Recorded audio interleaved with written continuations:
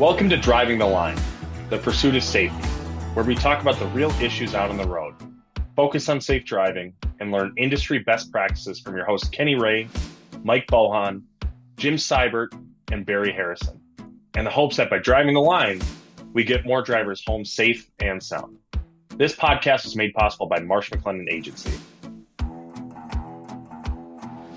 Hello, everybody. Welcome back to Driving the Line, the podcast that is always in the pursuit of safety. I am Jim Seibert. I'm thankful. As I was preparing for this podcast today, I was thinking how much I love the ag industry and how much I am thankful to get to work with some of the best people in the world that just continue to produce and handle commodities and things that feed us and drive some fuel and just kind of keep the wheels turning. We talk about truck drivers often, and we don't have to think too far or too hard to realize that if those 18-wheelers stopped driving all over the place, we would see prices skyrocket. And just the world as we know it, especially in the United States here, come to a screeching halt. And I was in my thoughts of thankfulness of who I get to work with and who I get to work for. The farmers really came to mind, that through their labor, we are feeding the world. And many of our listeners may not know this, but I came from some grain operations management, and I worked for a very, very large company. And what led me into that field was working on the farm and being a farmhand and driving grain carts, semis, and you name it, straight trucks. And it was kind of a badge of honor seeing how much you could haul to town. And if I'm driving off the farm, driving down a country road, I did not necessarily know what laws might pertain to me. And as I would stand on top of my grain elevator, about 140 feet up in the air, and I would watch the trucks go across my scale, all sorts of funny things I would catch. Guys that would pay attention to where the grain probes were, and they would hide bad grain in one corner of their hopper trucks, trying to get a little bit of money for that extra stuff out of the bottom of the bin. I've also seen guys augment their grain with a scoop of sand that's real tough to catch going across the grate. But as the grain buyer, we would certainly pay for that sand, and that's just a unique sidebar of guys trying to tip the scales, if you will, in their way. I have seen some crazy numbers of people hauling across our scales directly off the farm. And as I think back to those great times and lessons learned, now I have such a broad spectrum of ag customers that are hauling unique things. I've got milk, oil, propane, gasoline, diesel, guys hauling anhydrous tankers. I've got cattle haulers, big grain companies, guys hauling bales of hay and feed commodities all over the place. And there are an endless number of questions that all of these different items bring into my mind. I have customers in Texas, 60,000 acre customer with 120 employees that really, really want to still be a farm. And that's kind of a tough sell to me, that they're a farm and not a larger company. So today, in my confusion of some of these regulations and what pertains and what doesn't, I brought in the man, the myth, the legend, Mr. Mike Bohon. And hopefully, the Missouri Monster, as we affectionately call him, hopefully today he can help clear my mind and some of our listeners that are either ag customers or just other people that are sharing the road with them have a better understanding of what applies to them and what doesn't. Mr. Mike, I'm so thankful you're on the call with me today because you've been down this road a time or two. I've never understood the saying that, hey, this ain't my first rodeo, as if people would think that by the second time you get on a bull, you've got it all figured out. But you've been down this road multiple times. And so covered farm vehicles versus ag exemptions. What is that? Well, that's a good question, and I'm chuckling a little bit because you're talking about being your first rodeo, and I've seen hats before that say this is my second rodeo. So Yeah. a lot of times when we get into the regulations and we start talking about exemptions and what applies to us, what doesn't apply to us, sometimes it feels like, yeah, this may not be the first time I've dug into this, but there's still a lot of areas where we're unsure about. And I think a lot of your customers, a lot of our customers that are in the ag world feel that way because the challenges they come up with are one, they need to know the regulations if they're operating commercial motor vehicles that are regulated. And two, they need to understand what the exemptions and the exceptions are for those regulations. So, really, a lot of times people, when they think of the ag world or they start talking about farmers or people hauling ag products or ag commodities, they say, well, that nothing applies to them. They've got it easy.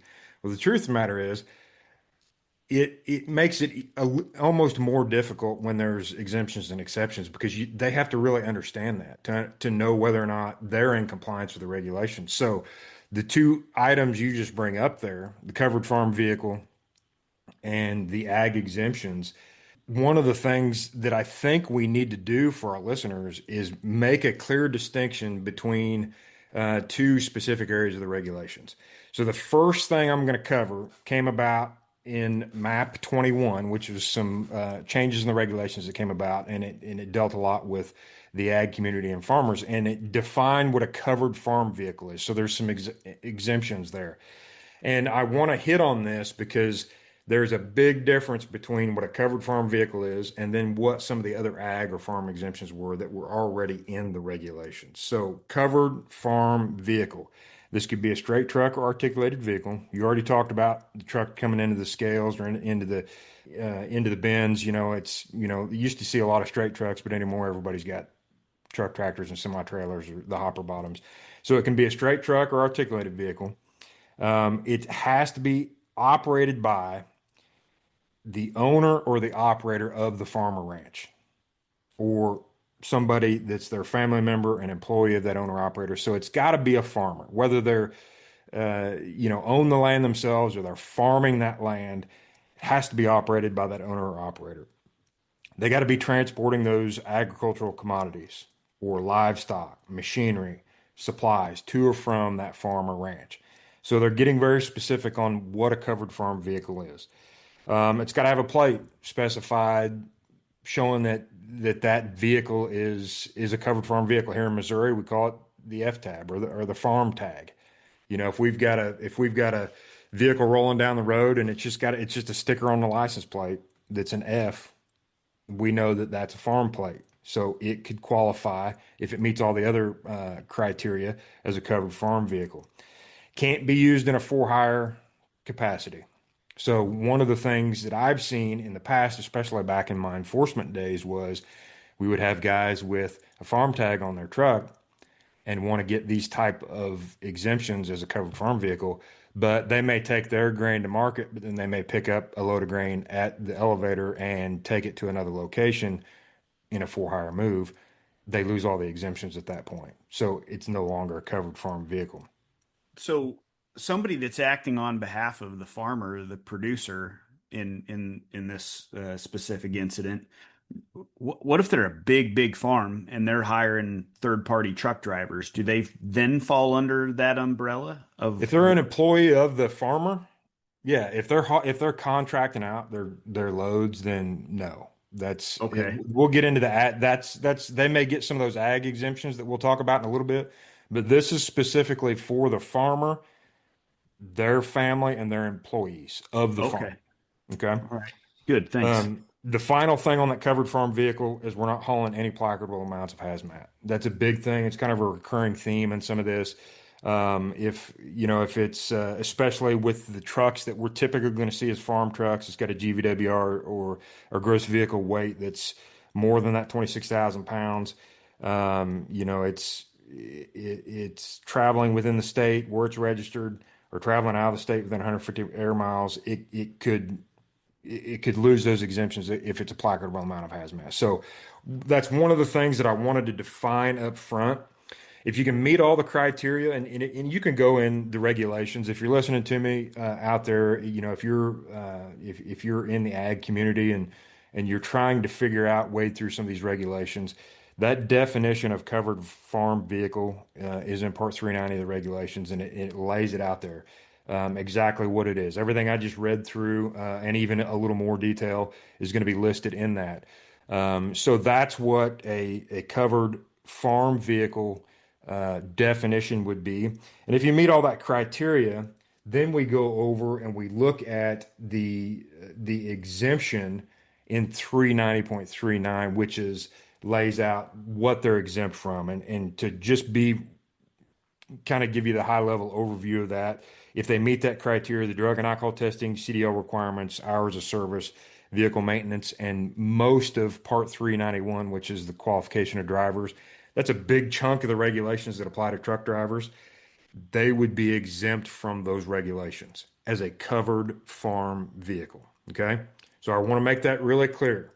That is for farmers, their employees, and their family members that are basically working the farm. They're transporting ag commodities. They're not doing the applicable amounts of hazmat, that kind of stuff. They are exempt from a lot of the regulations that would apply to most of the trucking companies that would typically listen to our podcast, Jim. So when you're talking about your clients, the folks you go see, when we think of the co-ops, maybe some of the mills, some of the feedlots, things like that. Now we start looking, okay, well, maybe we don't meet the definition of a covered farm vehicle, but are there some ag exemptions out there that we might get? And yes, there are. And these two things, the covered farm vehicle exemptions and the rest of the exemptions in the regulations, they can overlap. And it can get very confusing. So what we're going to do now is set aside that covered farm vehicle and that exemption that the farmers typically get, and we're going to look at some of the other regulations that were in place before MAT 21 came out. So the first place we're going to start is Part 383. Okay, that's the CDL requirements for trucks that, and if you guys, obviously our listeners of our podcast, the folks that are in trucking, they know it's 26,001 pounds or applicable amounts of hazmat, that kind of stuff. We know the thresholds of a CDL, but states can provide a farm waiver for a CDL. So, and again, this is separate from the covered farm vehicle and the MAT 21 exemption, but the farm waiver sounds very similar to what that exemption is. And it's basically just if it's a farm vehicle, and it's operating within a state, it's controlled and operated by a farmer. And again, it's including that farmer's family, their employees, not used to transport anything other than the ag commodities, things like that.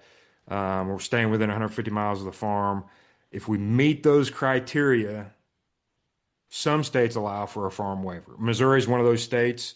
It's one of those things where if you're sitting in Oklahoma or you're sitting in Texas, any of these farm exemptions, especially when it deals with the CDL, it's good to go to the source. It's good to go to the state because they may be different.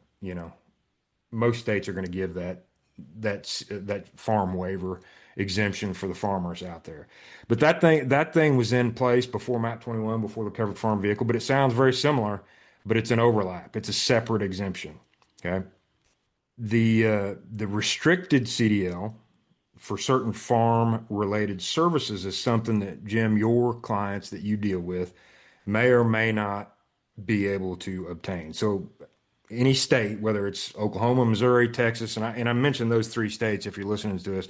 The reason why I mentioned those three states is because that's where I'm in Missouri, Jim's in Oklahoma, Kenny's down in Texas, Barry's in Oklahoma. So those are the states that I'm just mentioning. But check with your states. But a state can, at its discretion, waive certain parts of the testing requirements for certain CDLs for businesses like the ag chem businesses, custom harvesters, the retail farm outlets, livestock feeders, things like that. So Missouri's is, I printed it out here.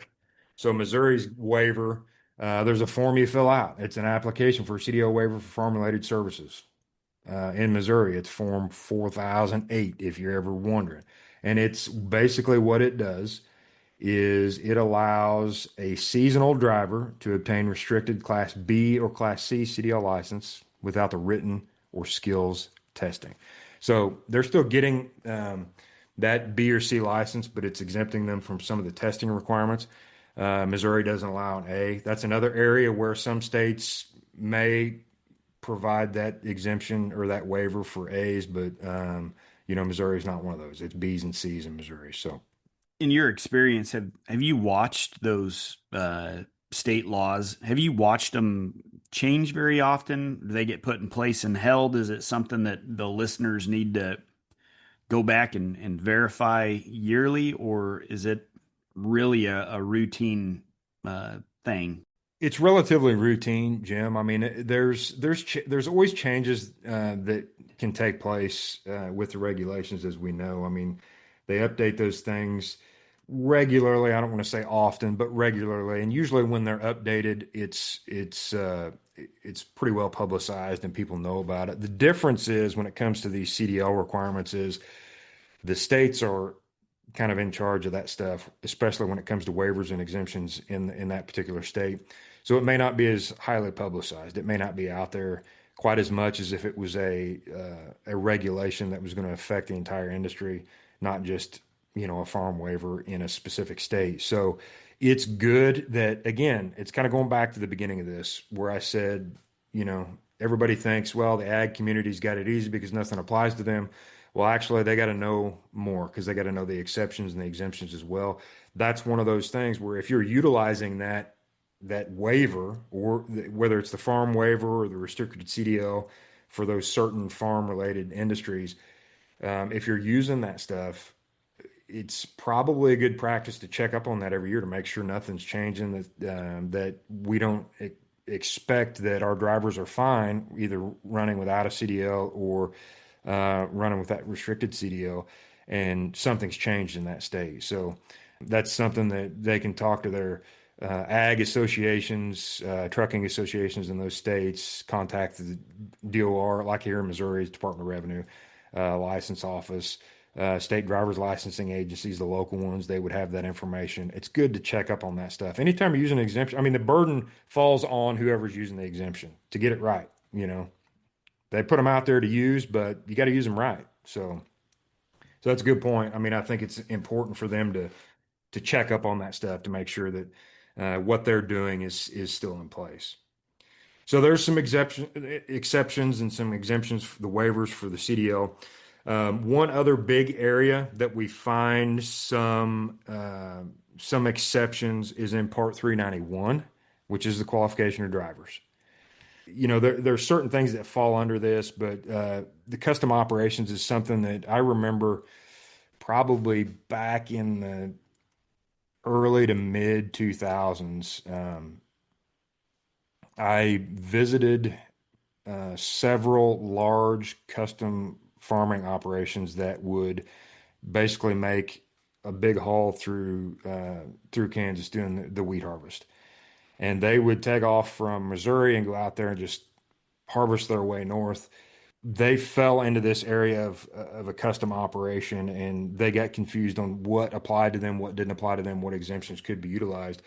But they put into the regulations some exceptions from Part 391 for drivers who are operating a commercial motor vehicle controlled by or operated by a person engaged in custom harvesting. Okay, that's the way the definition reads. And it's if that commercial motor vehicle is used to transport machinery, supplies, or both to or from a farm for a custom harvesting operation on that farm, or transport custom harvested crops to storage or market. So it's pretty specific there.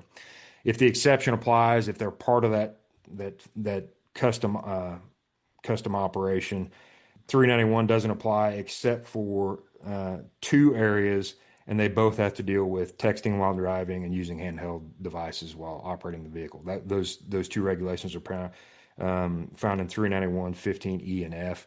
Those would still apply, but those qualification parts of it in 391, they wouldn't. There's farm vehicle drivers that could be exempted for straight trucks, for combination vehicles. Again, these are in addition to or separate from that covered farm vehicle we were talking about before, which came through in that map 21. But certain farm vehicle drivers, Part 391 wouldn't apply again if it's controlled by the farmer, used to transport that ag commodity, farm supply, things like that. They're not being used in a for-hire capacity, not carrying any hazardous material that requires a placard, and they're being used within 150 miles of the farm. Part 391 wouldn't apply, except for those two areas that I mentioned before. We're talking about texting or using handheld devices, and it's the same thing for articulated vehicles for the most part. So there are some exceptions that are in place in the regulations from Part 391. Those are standalone exemptions that are in the regulations that are outside that covered farm vehicle. We've been talking a lot about exemptions. I have not heard it out of your lips, and I don't mean to be maybe opening a significant can of worms here, but are there exemptions on roadworthiness of these vehicles?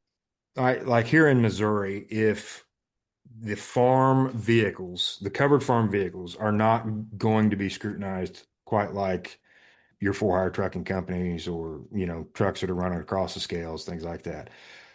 Primarily because their exposure is just different. Yeah. It's you're coming from the farm, either going to market or going to the bend. You're not out on the highways like some of those are, but some of them do. I mean, there's some farmers here where I live, in Missouri, that they may take grain to St. Louis to the river. Yeah. Well, now they're getting some exposure. They're on I-70. They're on 61, which is a big highway. They're in downtown St. I mean, they got to go through St. Louis to get downtown. So there's some exposure there. So the roadworthiness, yes, they've got to be roadworthy, but the scrutinization of those vehicles is not as much as would be so for the over-the-road drivers. I think that is one of the most honest answers that I would have expected. You, I catch a lot on the interstates going to like the Port of Catoosa here in Oklahoma, anywhere where there's a grain port. These producers, whether it's a large farm or it's a cooperative, they're shipping from these country elevators somewhere. If they don't have a railroad out, and maybe they're making more money in a port. I don't run into too many roughed up semi trucks. These are a lot of cab bobbers that are as small as they can be in tip top shape, hauling that grain through the city, like you're talking about. Um, Entirely different than my Uncle Jim hauling grain 8 miles into town and he's crossing a highway.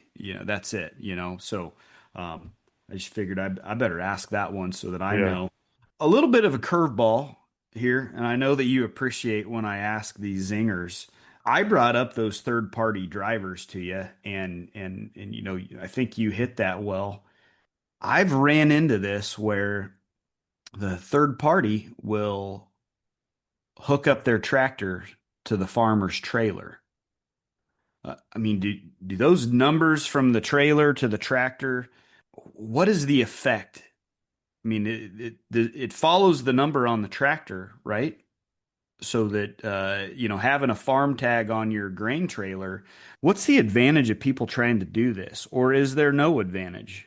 Well, if they're bringing third party in, yeah, it's going to go whatever's on the truck is what roadside enforcement is going to look at. What the regulatory requirements for that's going to be based on who's operating that truck and what's on the side of the truck. If it says Jim Seibert Farms and it's got a farm tag on it, it's your truck and you're pulling your grain, you're going to potentially have some covered farm vehicle exemptions, or if you don't get those, then you may have some other exemptions in the regulations. If it's a third party coming in, it's just a for hire outfit. I mean, they are going to be held to most of the regulations, except for maybe one that we haven't gotten to. That's a big one that a lot of folks use, but they're just a for hire trucking company. I mean, everything's going to apply to them unless they can hit one of these exceptions or exemptions that we're talking about. So, yeah, they're very specific on these farm exemptions, that where it's coming from, where it's going, who owns it, and who the driver is. I really appreciate that answer, because you're helping me the next time I run into this situation, which it's going to happen. Farmers are going, come harvest time. It's a 20-hour day. These guys are going on low sleep. They got, if especially the big ones, they've got to get the crop out of the field when it's right. They've got to haul it when it's right. Um, what about the hours of service for some of these folks? The Yeah. 395. Yeah, that's a big one, Jim, because this is something that when you look in the regulations, this doesn't necessarily say farmer, you know. And there's, if you guys go look in Part 390, there's a definition for farmer. There's a definition for covered farm vehicle. There's a definition for farm vehicle driver. They define this stuff. But in 395, the hours of service, it doesn't necessarily talk about a farmer. It's talking about agricultural operations.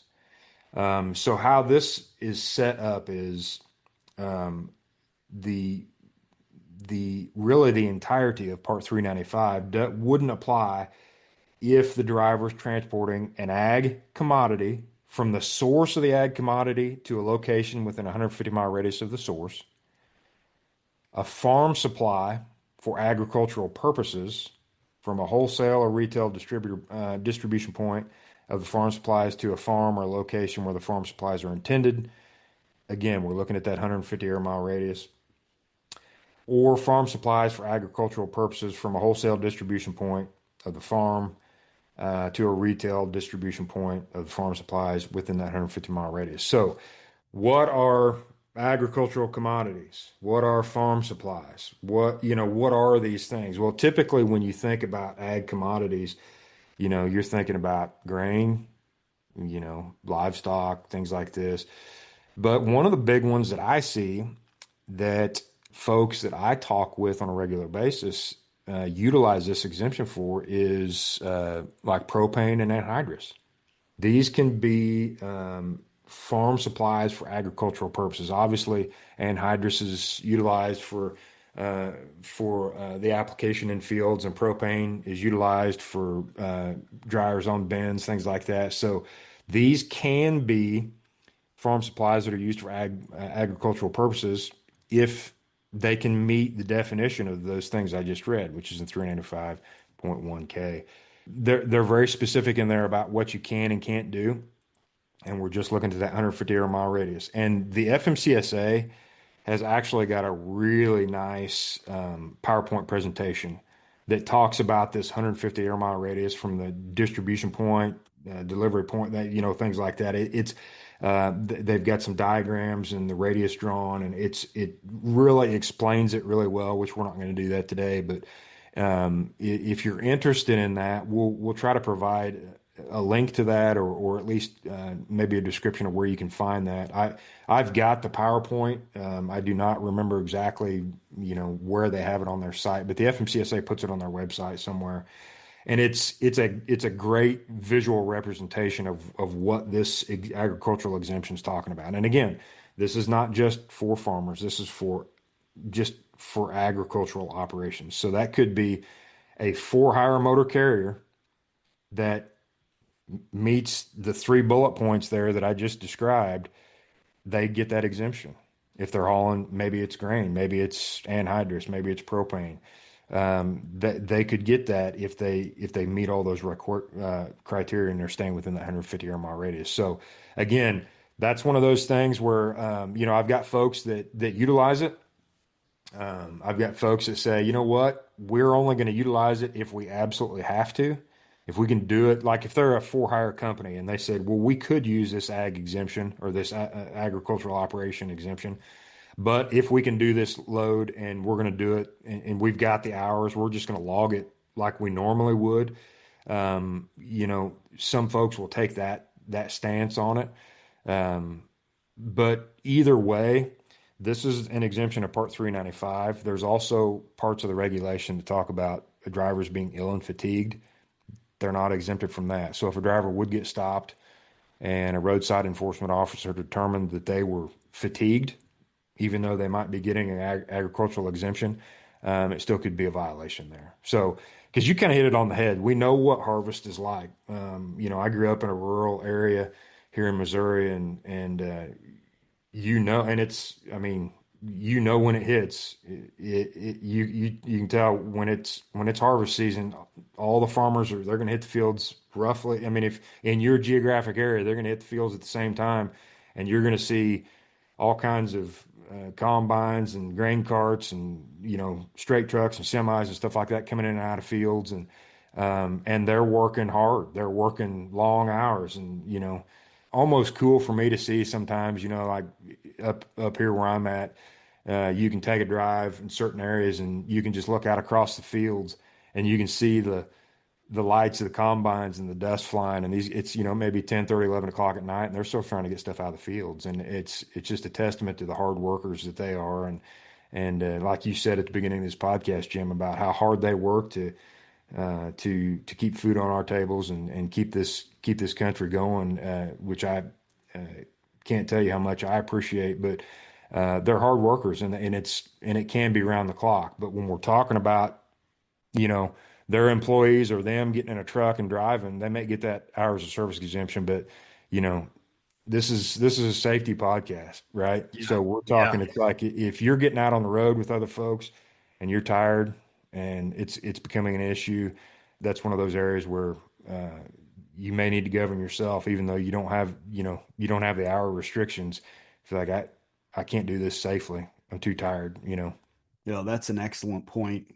We're knocking at the end of this podcast, but I want to ask you hazardous materials. You were just mentioning that at the end of your last big stanza there, talking about hazardous materials and these ag exemptions. Yeah, I mentioned some at the beginning. I mean, I'm thinking about my cooperatives that are hauling propane and hydrous, even the farmers that come in and hook up to 3 or 4 bullets at anhydrous. They're typically doing that with their farm truck, and hitting the first gravel road they can get. But in terms of these ag exemptions, if they're hauling hazardous materials, what do they maybe fall under? Yeah, I'm just speaking in ignorance here, but the placarding, the rules of how much they can haul,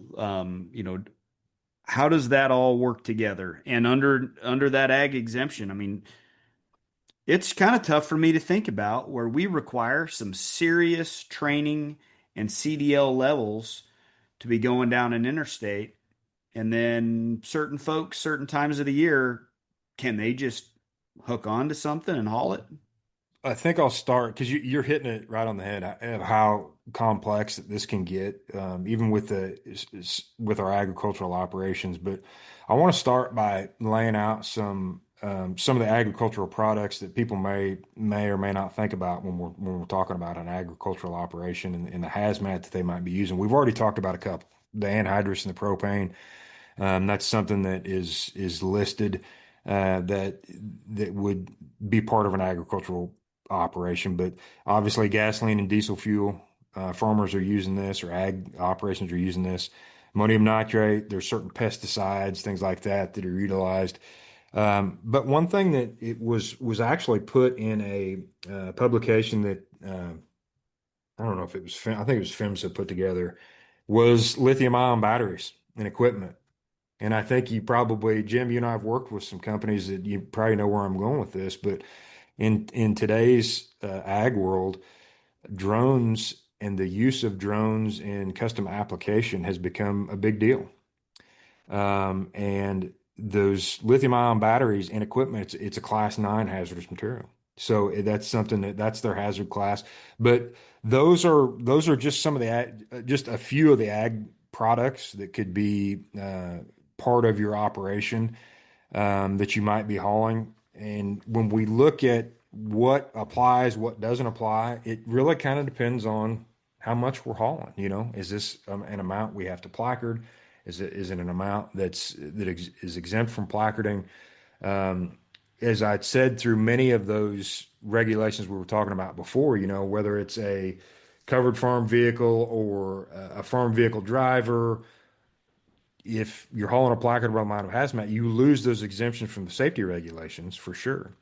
But when we're talking about the hazardous material regulations, then what applies to us? What is the regulatory points that are going to hit us, even if we're part of an ag operation, or we're pulling one of those ag commodities. And some of that stuff, again, it just depends on whether or not you've got enough product on that requires placarding. But one of the things I wanted to hit on while we've got a little bit of time here is nurse tanks, because you mentioned that. But when we look at nurse tanks under the hazardous materials regulations, they're accepted from the packaging specification requirements if it's the minimum design pressure meets the ASME code, and I'm not going to get into all that stuff because there's a lot of information on that, but it's equipped with safety valves. It's painted right, so it's white or it's aluminum, has a capacity of 3,000 gallons or less, loaded filling density. So there's all these criteria that you got to meet. But it could be accepted from the packaging requirements and then in conformance with these regulations, the hazmat regulations, including placarding, except shipping papers aren't required and the markings and placards are not required if the valves on the ends, are in a place where you can't get a placard on it. So there are certain exemptions and exceptions you get from the hazardous material regulations on nurse tanks. The amount of the hazmat that we're hauling, again, depends. That's going to dictate how many of these hazardous material regulations apply to you as a farm or an ag operation. But typically, if we're putting placards on a load, you're looking at being regulated from the hazardous materials regulations. You're not going to get a ton of exemptions. Those nurse tanks, again, I kind of read down through some of those where we're talking about some of the exemptions that they get. There are other exemptions that you can get, but it's just like these safety regulations that we're talking about. You've got to meet certain criteria, and if you don't meet the criteria, you're not going to get the exemption from the hazmat regs either. So it's important that they know. There's a document that we can provide. Again, it's kind of like that PowerPoint presentation I was talking about with the hours of service regs. There's a really good document that PHMSA puts out that deals with this topic about hazardous materials and ag operations and whether or not you're considered a farmer. Are you transporting between fields on local roads, transporting class 2 materials between fields on local roads, transporting from a farm to farm? They've got all these definitions. And if you meet those, are you considered a farmer? Do you get the exemptions? Do you get the exceptions? And then what are you getting exempted from? Are you getting exempted from all of the hazmat regulations? It could just be that you're getting exempted from stuff like the emergency response information, training requirements, packaging requirements, just like on those nurse tanks. So there's a lot to unpack there. And my recommendation is that the folks that are listening, especially Jim, the guys that you deal with on a regular basis, the co-ops, things like that you're talking to somebody that's familiar with these regs, with the exemptions, to determine whether or not they're in compliance when they're pulling this type of commodity. And again, if it's an ag commodity or an agricultural product, it's part of an ag operation. Once we determine that, then we can start digging in and seeing, well, how much are we hauling? Where are we hauling it to? Where are we hauling it from? Are we getting any kind of exemption or exception because it is an ag product? And is the person we're talking about, is it a farmer or not? So a lot to unpack there. And again, I highly recommend that if you're pulling that hazmat up and down the road, that you're talking to somebody, either a consultant, somebody in the regulatory world that can help you kind of wade through those regulations and the exemptions you may or may not get. You listeners have heard us talking about our passion to be a lifelong learner. I know that this was a much, much different topic than we normally cover. And me being the ag guy, bringing some ag into it. I hope that if you started this podcast with us and you are here at the end, that I appreciate it because you heard something new today. You heard you had an opportunity to learn about other pieces of equipment, other trucks that are on the road, the regionality, the geographies, the seasons that we go throughout a year, and what you may encounter. And so I hope there were some good takeaways. This is really a lot for my customers. There is so many different scenarios. If you pick that up from Mike on this podcast, I tried to throw a bunch of knuckleballs at him with some of the things that I run into.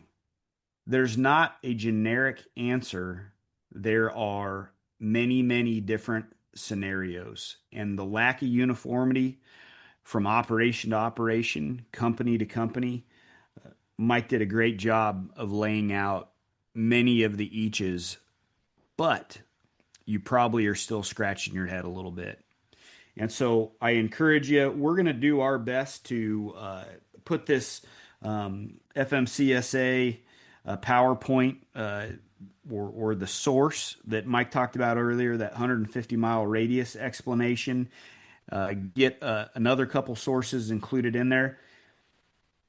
There's a reason Mike was the one talking today, and me not bringing up my confusion any more than I did and discussing more of what I run into. You need to call us. You need to send us an email. You need to reach out to a Mike or a Kenny that know these regulations and can really dig in and help you find the right answer for what you guys are doing, what your operation is doing. And Barry is coming right along, and he's ready to field questions as well.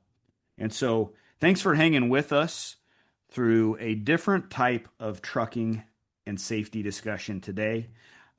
For all of us at Driving the Line, the podcast that's always in the pursuit of safety. Thanks for listening, and we will catch you next time. That's all the time we have for this edition of Driving the Line, the pursuit of safety. We hope you enjoyed our discussion, and thank you for listening.